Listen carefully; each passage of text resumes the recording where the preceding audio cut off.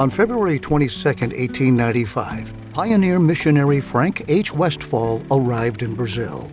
He found the Adventist message had already arrived some 15 years earlier as ink on paper in a seaside port in the state of Santa Catarina.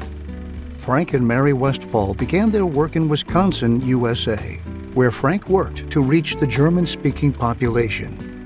He attended Battle Creek College and taught at Union College before answering God's call to serve as a missionary. In 1894, the General Conference decided to send him to South America as the first ordained minister. In August 1894, Frank, Mary, their son and baby daughter arrived in Buenos Aires, Argentina. Frank was appointed president of the South America East Coast Mission, which covered the territories of Argentina, Uruguay, Paraguay, and Brazil. Frank wasted no time and immediately traveled to Crespo, Argentina, where a group of Adventist believers were waiting.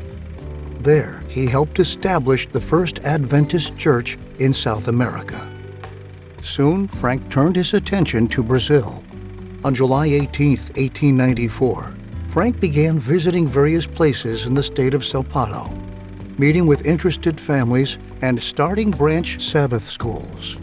One of those stops was in Piracicaba, where he baptized Guilherme Stein Jr., the first Brazilian believer to be baptized in the country.